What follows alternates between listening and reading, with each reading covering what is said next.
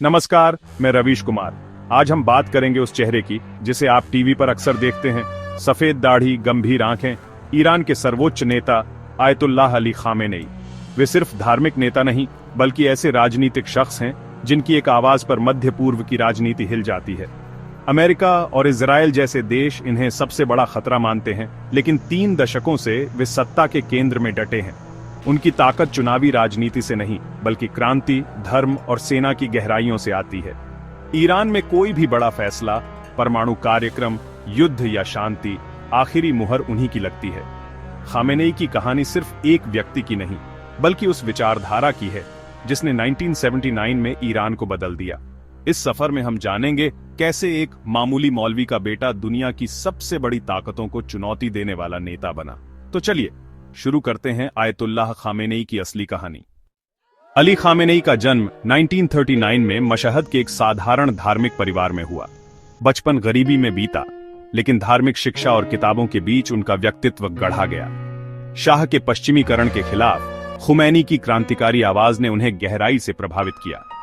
1962 में वे कोम पहुंचे, खुमैनी के शिष्य बने और शाह के खिलाफ आंदोलन में कूद पड़े। उनकी तकरीरें और लेखन शाह की नीतियों के खिलाफ आग उगलते थे, जिसके चलते उन्हें कई बार जेल और निर्वासन झेलना पड़ा। यह संघर्ष ही उन्हें नेता बना गया। जेल की कोठरियों ने उनके इरादे और मजबूत किए। 1978-79 की क्रांति में वे खुमैनी के सबसे भरोसेमंद चेहरों में थे। शाह के पतन और खुमैनी की वापसी के साथ खामेनेई नई इस्लामी गणराज्य की नींव रखने वालों में सबसे आगे थे। मशहद की गलियों का वह लड़का अब इतिहास बदलने की दहलीज पर था। 1979 की क्रांति के बाद खुमैनी सर्वोच्च नेता बने और खामेनेई को अहम जिम्मेदारियां मिली। IRGC के संस्थापक, तेहरान के जुमे के इमाम। 1981 में राष्ट्रपति की हत्या के बाद खुमैनी ने खामेनेई पर भरोसा जताया।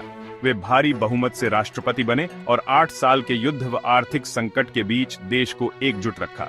एक बम धमाके में उनका दाहिना हाथ लकवाग्रस्त हो गया, जो आज भी उनकी पहचान है। 1989 में खुमैनी के निधन के बाद नेतृत्व का संकट खड़ा हुआ। धार्मिक उपाधि की कमी के बावजूद पर्दे के पीछे की राजनीति ने उन्हें सर्वोच्च नेता बना दिया। रफसंजानी की भूमिका निर्णायक रही। कहा गया, खुमैनी ने खामेनेई को उत्तराधिकारी चुना था। 3 जून 1989 को एक मामूली मौलवी का बेटा ईरान का सबसे ताकतवर इंसान बन गया। सर्वोच्च नेता बनते ही खामेनेई ने सत्ता के हर स्तंभ पर नियंत्रण जमाना शुरू किया। IRGC को और ताकतवर बनाया, जो अब सेना, अर्थव्यवस्था और विदेश नीति में निर्णायक भूमिका निभाता है। न्यायपालिका पर सीधा नियंत्रण, मुख्य न्यायाधीश की नियुक्ति, विरोधियों को चुप कराने का औजार, गार्डियन काउंसिल के जरिए चुनावी प्रक्रिया पर पकड़, किसी भी उम्मीदवार को अयोग्य ठहराने की ताकत, मीडिया और प्रचार तंत्र पर सख्त नियंत्रण, सरकारी नैरेटिव को फैलाने के लिए हजारों प्रतिनिधि, सिताद जैसी संस्थाओं के जरिए अरबों डॉलर की संपत्ति पर नियंत्रण, जिससे राजनीतिक स्वतंत्रता और वफादारों को इनाम देने की क्षमता।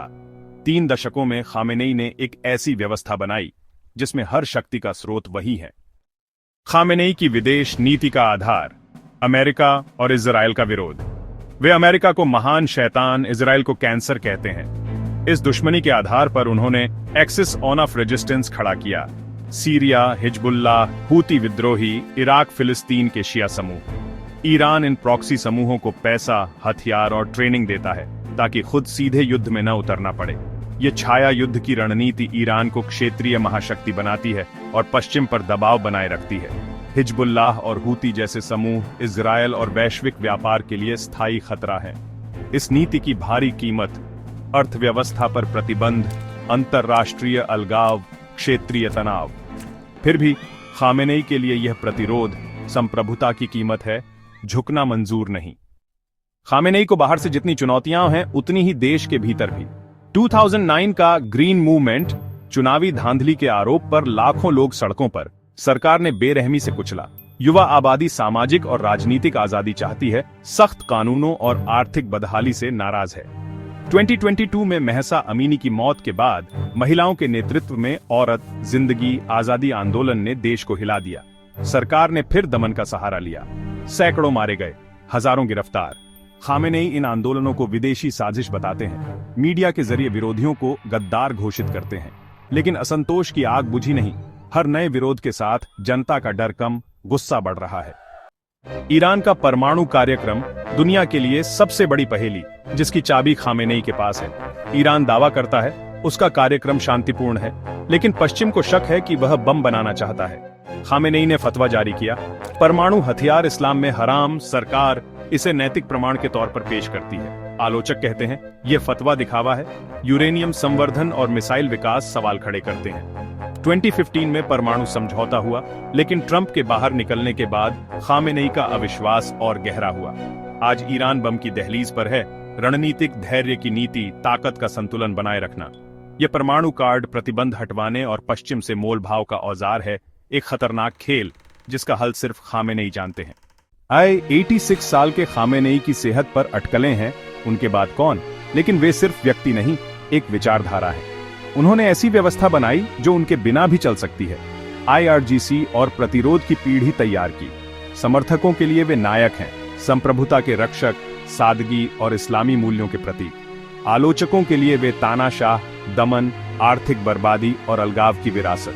युवा पीढ़ी बदलाव चाहती है, लेकिन सत्ता का जाल मजबूत है। तो खामेनेई कौन है? क्रांतिकारी नायक या दमनकारी तानाशाह? शायद दोनों। उनकी बनाई व्यवस्था और विचारधारा ईरान और मध्य पूर्व का भविष्य तय करेगी।